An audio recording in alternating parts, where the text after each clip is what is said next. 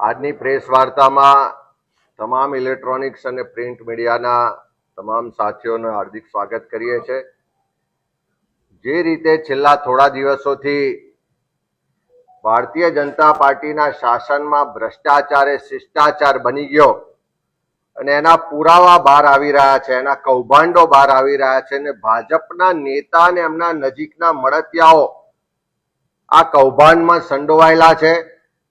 એમના આશીર્વાદથી જ આ ભ્રષ્ટાચાર ચાલી રહ્યું છે એવું ચારે તરફ હવે સ્વયંભૂ ગુજરાતની જનતા બહાર આવી અને પુરાવાઓ સાથે સરકારને પણ રજૂઆત કરી રહી છે અને વિપક્ષ તરીકે અમારી પાસે પણ આવી રહી છે। આજે ગુજરાતમાં ભ્રષ્ટાચાર શિષ્ટાચાર બની ગયો અને કોઈ પણ જાતના ડર વગર, કોઈની પણ શરમ વગર તમામ નીતિમત્તા નિયમોને નેવે મૂકી ને ખુલ્લેઆમ ભ્રષ્ટાચાર ચાલી રહ્યો છે। નરેન્દ્રભાઈ મોદી આજે દેશના વડાપ્રધાન છે અને એ જ સરકારના બજેટમાંથી જે મનરેગા માટે કરોડો રૂપિયા ગુજરાતમાં ફળવાય કે ગુજરાતના સામાન્ય લોકોને પોતાના ઘર આંગણે આ કાયદા હેઠળ 100 દિવસ રોજગાર સુનિશ્ચિત થાય, એનું સ્થળાંતર અટકે, એના પરિવારની આર્થિક સ્થિતિ સુધરે, એવા ઉમદા હેતુ સાથે યુપીએ ગવર્મેન્ટથી આ કાયદો લાગુ કરવામાં આવ્યો અને આજે નરેન્દ્રભાઈની કેન્દ્ર સરકારમાંથી કરોડો રૂપિયાનું બજેટ ગુજરાતને ફાળવવામાં આવે છે। પણ આ બજેટમાંથી સ્થાનિક મજૂરોને રોજગાર આપવાને બદલે આજે ભાજપના નેતાઓને એમના મળતિયાઓ પોતાના ખિસ્સાને ઘર ભરી રહ્યા છે। હજુ દાહોદમાં રાજ્ય સરકારના મંત્રી બચુભાઈ ખાબડના બે પુત્રો જે કૌભાંડમાં ભ્રષ્ટાચારમાં સંડોવાયાનું બહાર આવ્યું છે, 100 કરોડ કરતા વધારેનો ભ્રષ્ટાચાર તો ખાલી દેવગઢ, બારિયા, ધાનપુરના થોડા જ ગામોમાં થયો છે। દાહોદ જિલ્લાની તપાસ થાય તો 1000 કરોડ કરતા વધારેનો ભ્રષ્ટાચાર પકડાવાનો છે, પણ સરકાર હજુ બચાવી રહી છે મંત્રી, એમના પરિવાર અને બાકીના મિત્રોને। પણ હવે એવો જ બીજો કિસ્સો પંચમહાલ જિલ્લાનો પણ બહાર આવ્યો છે, કારણ કે આ ભાજપના ભ્રષ્ટાચારીઓ કોઈ એક તાલુકા કે એક જિલ્લામાં નથી, આખા ગુજરાતમાં ચારે તરફ ભ્રષ્ટાચારની તપાસ થાય તો બધી જ જગ્યાએ ભાજપના મળતિયાઓ પકડાશે। પંચમહાલ જિલ્લાના જાંબુઘોડા તાલુકો કે આખા ગુજરાતમાં વસ્તીની રીતે જોવા જઈએ તો મારી જાણકારી મુજબ સૌથી નાનો તાલુકો છે। જાંબુઘોડા તાલુકાના 26 ગ્રામ પંચાયતો છે, ફક્ત 42,000ની વસ્તી આખા તાલુકાની। પંચમહાલ જિલ્લામાં જોઈએ તો 39 જિલ્લા પંચાયત બેઠકો છે, એમાં આખો જાંબુઘોડો તાલુકો થઈ 26 ગામ થઈ 42,000ની વસ્તી થઈને ફક્ત 1 જિલ્લા પંચાયત છે। એટલે આપણે જે વાત કરવા જઈ રહ્યા છે આખા ગુજરાતનો સૌથી નાનો તાલુકો, એક જ જિલ્લા પંચાયત સીટમાં સમાવેશ થાય એવી 42,000ની વસ્તી વાળો તાલુકો, અને એમાં મનરેગા યોજનામાં ખર્ચ કેટલો થયો મારી પાસે આંકડા છે 2021-22 થી 24-25 સુધીના, અને આ જાંબુઘોડા તાલુકામાં જે મનરેગા યોજનામાં કામો થયા એમાં લેબર અને મટીરિયલ પાર્ટ, મનરેગા કાયદાની જોગવાઈ મુજબ આ મજૂરોને રોજગાર આપવા માટેનો કાયદો છે, એટલે 60% રકમ ખર્ચ થવી જોઈએ લેબર પાર્ટમાં, એટલે કે મજૂરી કામ માટે, વેતન ચૂકવવા માટે, અને 40% રકમ ખર્ચ થવી જોઈએ મટીરિયલ પાર્ટ માટે। પણ આ જાંબુઘોડામાં કેવું થાય છે, 2021-22ની વાત કરીએ તો જાંબુઘોડા તાલુકામાં ખર્ચ થયો 54 કરોડ ને 39 લાખનો, અને એમાં 21% લેબર પાર્ટ હતો અને 79% મટીરિયલ પાર્ટ હતો। 2022-23નું વર્ષ એટલે ચૂંટણીનું વર્ષ હતું, ભાજપ તો પેલું ધન સંગ્રહ કરે, ચૂંટણી ફંડ ઉઘરાવે એનું વર્ષ હતું, એટલે 22-23ના વર્ષમાં જાંબુઘોડા તાલુકામાં જે કામ થયા, ચૂકવણું થયું, એ લેબર અને મટીરિયલ બંનેનો ખર્ચ ગણીએ તો 128.99 કરોડ રૂપિયાનો ખર્ચ ખાલી 1 જિલ્લા પંચાયત સીટના તાલુકામાં થયો, અને એમાં પણ લેબર પાર્ટ ને મટીરિયલ પાર્ટ જોઈએ તો ફક્ત 6% રકમ લેબર પાર્ટમાં વપરાય અને 94% રકમ મટીરિયલ પાર્ટમાં વપરાય. એ જ રીતે 23-24 નું વર્ષ એમાં આ તાલુકામાં ખર્ચ થયો 69 કરોડ ને 45 લાખ રૂપિયાનો અને એમાં રેશિયો 19% લેબર પાર્ટ અને 81% મટીરિયલ પાર્ટ. એવી જ રીતે 24-25 નું વર્ષ એમાં ખર્ચ થયો 40 કરોડ ને 38 લાખ રૂપિયાનો અને એમાં જે રેશિયો હતો 42% લેબર પાર્ટ ને 58% મટીરિયલ પાર્ટ.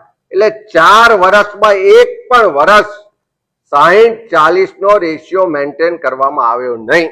આખું ટોટલ કરીએ તો 4 વર્ષમાં ગુજરાતના સૌથી નાના તાલુકામાં 293 કરોડ રૂપિયાનો મનરેગામાં ખર્ચ કરવામાં આવ્યો અને એ પૈકી આખું લેબર ને મટીરિયલ નો રેશિયો જોઈએ તો ફક્ત 22% રકમ લેબરમાં એટલે કે મજૂરોને ચૂકવવામાં આવી, 78% રકમ મટીરિયલ ખાતે ખર્ચ કરવામાં આવી.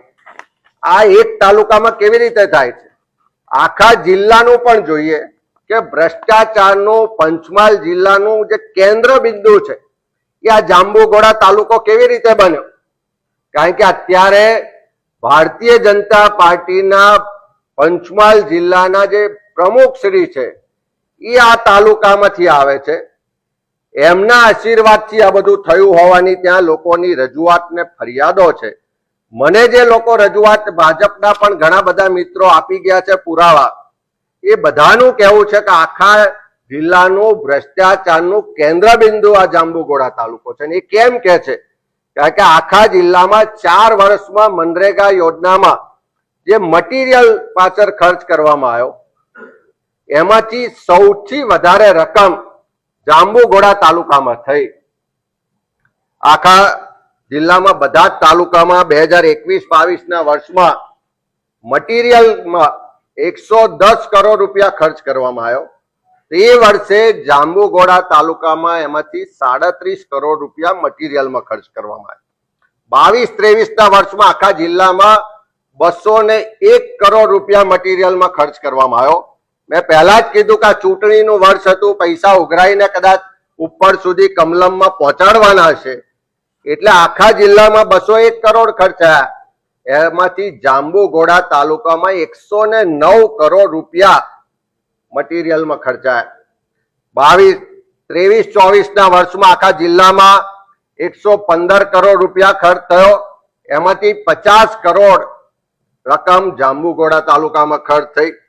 અને એવી જ રીતે 24-25 ના વર્ષમાં આખા જિલ્લામાં 86 કરોડ ખર્ચ થયો અને એમાંથી 21 કરોડ જેટલી રકમ જાંબુઘોડા તાલુકામાં ખર્ચ થઈ. એટલે આપણે સમજી શકીએ છીએ કે આખા જિલ્લામાં મનરેગા યોજનામાં જે મટીરિયલ પાછળ ખર્ચ થાય છે એમાં 50% જેટલો ખર્ચ એક જ તાલુકામાં થાય છે અને બાકીના 6 તાલુકા છે એમાં 50% ખર્ચ થાય છે. એટલે આખો હિસાબ કરીએ તો આખા જિલ્લામાં 512 કરોડ રૂપિયા 4 વર્ષમાં મટીરિયલ પાછળ ખર્ચ થયો અને એમાંથી એકલા જાંબુઘોડા તાલુકામાં 216 કરોડ રૂપિયા મટીરિયલમાં ખર્ચ થયો.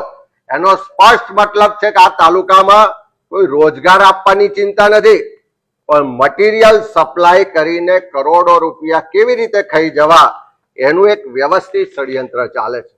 અને આ આખી ફરિયાદો કોઈ આજકાલથી નહીં, ત્યાં સ્થાનિક લોકો દ્વારા વર્ષોથી રજૂઆત થઈ. મેં પણ પહેલા 3 વખત પત્રો લખ્યા છે, અમારા ત્યાંના સ્થાનિક કોંગ્રેસના આગેવાનોએ પણ પત્રો લખ્યા છે, પણ સરકાર તપાસ કરતી નથી. ત્યારે મારે સરકારમાં બેઠેલા લોકોને પણ પૂછવું છે કે આટલો બધું કૌભાંડ ભ્રષ્ટાચાર ચાલતો હોય તો ત્યાંના DRDA ડાયરેક્ટર કે DDO એ આજ દિન સુધી કેમ એમના ધ્યાને ના આવ્યું? એમણે આજ દિન સુધી કેમ તપાસ ના કરી? ત્યાંથી જે પણ આંકડા અને રિપોર્ટ પત્રકો રેગ્યુલર ગ્રામ વિકાસ ની કચેરીમાં આવે છે, તો ગ્રામ વિકાસ કમિશનરના ધ્યાને કે એમના ઓફિસના ધ્યાને આ બધી બાબતો કેમ ના આવી? રાજ્ય સરકારના જે ગ્રામ વિકાસ મંત્રી છે એમના ધ્યાને આ બધી હકીકતો કેમ ના આવી? એ જ રીતે ત્યાંના સંસદ સભ્ય છે, જે DRDA ની દિશા કમિટી છે જે વિજિલન્સ કમિટી છે એના અધ્યક્ષ છે, દર 3 મહિને વિજિલન્સ કમિટીની દિશાની મીટિંગ ફરજિયાત મળે છે. તો એમણે આજ દિન સુધી આ બાબતોનો અભ્યાસ કેમ ના કર્યો? એનો સ્પષ્ટ મતલબ છે કે ચોકીદાર જ ચોર છે. જે લોકોની જવાબદારી છે ચોકીદારીની, જે લોકોની જવાબદારી છે ભ્રષ્ટાચાર અટકાવવાની, એવા લોકો સામેલ હોય તો જ આ શક્ય બને. જે રીતે દાહોદ જિલ્લામાં બહાર આવ્યું, આ પંચમહાલ જિલ્લાની ફરિયાદો છે, ત્યારે કેન્દ્ર સરકાર તરફથી તો આપણા વડાપ્રધાન હમણાં 26 તારીખે દાહોદમાં આવે છે, ત્યારે એમને પણ મારે થોડી હકીકતો પહોંચાડવી છે. જે ભાજપના મિત્રો થોડી હકીકતો મને આપી ગયા કે આખું જે મટીરિયલ સપ્લાય ચાલે છે એ જાંબુઘોડા તાલુકામાં 4 જ એજન્સીઓ સપ્લાય કરે છે. પહેલી એજન્સી છે ગિરિરાજ ટ્રેડર્સ, બીજી એજન્સી છે ગિરિરાજ સપ્લાયર્સ, ત્રીજી એજન્સી છે ગિરિરાજ એન્ટરપ્રાઇઝ અને ચોથી એજન્સી છે જય માતાજી સપ્લાયર્સ. મને કોઈ કીધું કે આટલું બધું કરોડોનો મટીરિયલ સપ્લાય કરતા હોય તો મોટી એજન્સી હશે, મોટું કામકાજ હશે, તો કોણ છે આ લોકો? હમણાં જીએસટી ની વેબસાઇટ પરથી હમણાં જ એના પિન નંબર, જે ટીન નંબર હોય એ નાખીને હકીકતો જે કાઢી છે અને એમાં જે બહાર આવ્યું છે કે ગિરિરાજ ટ્રેડર્સ છે, જેણે હું માનું છું કે કરોડો રૂપિયાનું મટીરિયલ સપ્લાય કર્યું છે, એના જે લીગલ નેમ ઓફ બિઝનેસ જેનું નામ છે મયંક કુમાર દેસાઈ છે. હજુ ચેક કરવાનું છે, પણ મને કોઈ કહ્યું કે જિલ્લા ભારતીય જનતા પાર્ટીના હાલના પ્રમુખ છે. બીજું નામ અહીંયા આવ્યું છે ગિરિરાજ એન્ટરપ્રાઇઝ, એમાં પણ માલિકનું નામ આવ્યું છે જિગ્નેશ સુંદરલાલ દેસાઈ. ત્રીજું નામ જે ગિરિરાજ સપ્લાયર્સ એજન્સી છે એમાં નામ આવ્યું છે કેતુબેન મયંક કુમાર દેસાઈ, એ પૂર્વ જિલ્લા પંચાયતના પ્રમુખ અને હાલના જિલ્લા ભાજપના પ્રમુખના પત્ની હોઈ શકે છે. અને ચોથું નામ આવ્યું છે જય માતાજી સપ્લાયર્સ અને એમાં નામ છે છત્રસિંહ ભરતસિંહ બારિયા. મને કોઈ કીધું કે જિલ્લા ભાજપ પ્રમુખના ખૂબ નજીકના માણસ છે, એક સમય એમના ડ્રાઈવર પણ હતા. અને આ ચારે નામ જે રીતે બહાર આવ્યા છે, ચારે એજન્સીએ કેટલા કરોડનું મટીરિયલ સપ્લાય કર્યું એ બધા જ આંકડા રેકોર્ડ પર છે, મારી પાસે એના પુરાવા પણ છે. મારી રાજ્ય સરકારને વિનંતી છે, સાથે માગણી પણ છે, વડાપ્રધાન શ્રી 26 તારીખે ગુજરાત આવી રહ્યા છે, ત્યારે એમને પણ કહેવું છે કે આપણે ચૂંટણીમાં ભાષણો ખૂબ કર્યા કે દેશમાં વડાપ્રધાન સ્વર્ગસ્થ રાજીવ ગાંધીજી હતા ત્યારે 1 રૂપિયો કેન્દ્રમાંથી મોકલવામાં આવે તો નીચે 10 પૈસા પહોંચે છે. આજે નરેન્દ્રભાઈના શાસનમાં પંચાયત થી લઈને પાર્લામેન્ટ સુધી એમના જ ભાજપના લોકો બેઠા છે, એમનું જ શાસન છે. ગુજરાતમાં તો એમના ખાસ બધા જે પોતાના ફેસબુક કે ટ્વિટરમાં આઈડીમાં મૂકતા હતા કે હું ચોકીદાર છું, એવા ચોકીદારો બેઠા છે. અને એ જ ચોકીદારો હવે ચોરી કરે છે અને નરેન્દ્રભાઈ જે ઉપરથી 1 રૂપિયો મોકલે છે, આ ચોકીદારો નીચે 1 પૈસો પણ પ્રજા સુધી પહોંચવા દેતા નથી. મને જે આખી ફરિયાદો મળી છે, જે મુજબ થોડા ગામના આંકડા અને વિગતો પણ આપણી પાસે છે, એ ગામોમાં એક ગામમાં લગભગ 2,000 કામો મંજૂર થયા છે. મારી પાસે 3 જ ગામની વિગતો આપું આપને. એક ખાંડીવાવ ગામ છે, ત્યાંની ગામની વસ્તી છે 1250 ની. એનો જે એરિયા છે એ 2 સ્ક્વેર કિલોમીટરના એરિયામાં ગામ વસેલું છે. ત્યાં જે જોબ કાર્ડ ઇસ્યુ થયેલા છે, જે એક્ટિવ જોબ કાર્ડ છે, જે ગવર્મેન્ટની વેબસાઇટ પર અવેલેબલ છે, એવા 196 એક્ટિવ જોબ કાર્ડ હોલ્ડર છે. એટલે 196 લોકો જ કામ કરવા આવે છે. આ ગામમાં કામ કેટલા થયા તો 4 વર્ષનો હિસાબ છે મારી જોડે, 2021-22 થી 24-25 સુધીનો 29 કરોડ રૂપિયાના મટીરિયલ કમ્પોનન્ટમાં કામનું ચૂકવણું થયું છે અને 80 લાખ રૂપિયાનું લેબર કામમાં ચૂકવણું થયું છે. અને 1617 વિકાસના કામો થયા છે આ 1250 ની વસ્તી વાળા ગામમાં. એવું જ બીજું ગામ છે જાંબુઘોડા, જે તાલુકા પ્લેસ છે. ત્યાં કોઈ જોયું હશે તો બધાને ખ્યાલ હશે કે 50% ગામ તો એવું છે કે નાની મોટી દુકાનો, ધંધા, વેપાર સાથે જોડાયેલા લોકો રહે છે. કોઈ ખેતીનું કે પશુપાલનનું કામ નથી કરતા ત્યાં. હવે એ ગામની વસ્તી છે 2731 ની. એ ગામનો જે વિસ્તાર છે 0.75 સ્ક્વેર કિલોમીટરનો વિસ્તાર છે, એટલે એનું જે રેવન્યુ કહેવાય એ 75 હેક્ટર જેટલી જગ્યાનું રેવન્યુ વિસ્તાર આ ગ્રામ પંચાયતનો છે. ત્યાં આગળ એક્ટિવ જોબ કાર્ડ હોલ્ડરો છે 894. કદાચ હજુ તપાસ થશે ગામે ગામ તો આ બોગસ ભૂતિયા જોબ કાર્ડ હોલ્ડરોનું પણ બહુ મોટું કૌભાંડ આમાં આવવાનું છે. અને ત્યાં આગળ છેલ્લા 4 વર્ષમાં 2040 જેટલા વિકાસ કામો ખાલી મનરેગા યોજનામાં થયા છે. બીજી યોજના તો અલગ. એમાં 17.62 કરોડ રૂપિયાનું મટીરિયલ વપરાયું છે અને 46.96 એટલે કે 47 લાખ રૂપિયા લેબર માટે ચૂકવાયા છે એવા આંકડા છે. એવું ત્રીજું ગામ છે કરા, કે જે ગામની વસ્તી છે 1200 ની. એ ગામનું ક્ષેત્રફળ છે 2.47 સ્ક્વેર કિલોમીટર. એ ગામમાં એક્ટિવ જોબ કાર્ડ હોલ્ડરો છે 478. એ ગામમાં 1438 કામ થયા છે 4 વર્ષમાં. એમાં ખર્ચ કેટલો થયો તો મટીરિયલ પાર્ટ લેકે 26 કરોડ ને 50 લાખ રૂપિયાનો મટીરિયલ ખર્ચ થયો છે અને લગભગ 25 લાખ રૂપિયાનો લેબર ખર્ચ થયો. આ આંકડા 4 જ ગામના આપ્યા છે. મારી જોડે 26 ગામના આંકડા છે.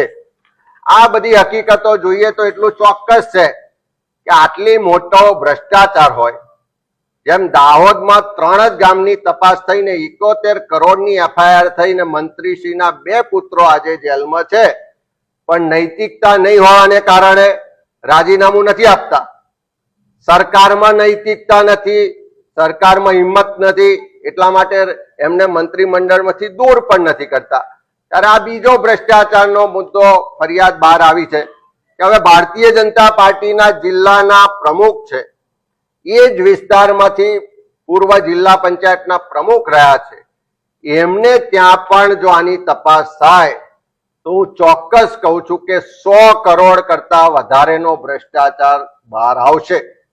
ત્યાં આગળ સ્થળ પર જે હકીકતો, ફરિયાદો મને મળી છે કે અનેક કામો એવા છે કે જેના સ્થળ પર એક પથ્થર પણ નાખવામાં નથી આવ્યો કે એક ઈંટ પણ મૂકવામાં નથી આવી ને બારોબાર એના ચૂકવણા કરવામાં આવ્યા છે.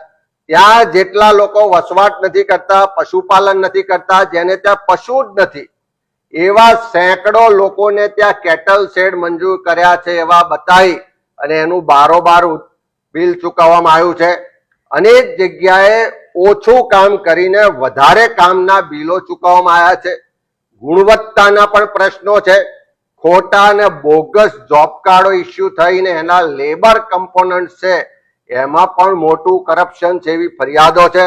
ત્યારે સરકારમાં થોડી પણ ઈચ્છા શક્તિ હોય, આપણા મૃદુ ને મક્કમ મુખ્યમંત્રીમાં ભ્રષ્ટાચારને નાબૂદ કરવાની થોડી પણ મક્કમતા હોય તો આ વિજિલન્સની તપાસ કરાય. અને દેશના વડાપ્રધાન શ્રી જયારે ગુજરાતમાં આવતા હોય ત્યારે એમની પાસે પણ માગણી કરવી છે કે આ પ્રજાના પરસેવાના ટેક્સના પૈસા છે અને એને તમારા કહેવાતા ચોકીદારો આ રીતે ખુલ્લેઆમ લૂંટતા હોય, કેન્દ્ર સરકારની ગ્રાન્ટ હોય, કેન્દ્ર સરકારનું બજેટ હોય, તો સેન્ટ્રલ ગવર્મેન્ટમાંથી પણ વિજિલન્સની એક ટીમ મોકલવી જોઈએ અને મનરેગા યોજનાના ભ્રષ્ટાચારની તપાસ કરાવવી જોઈએ.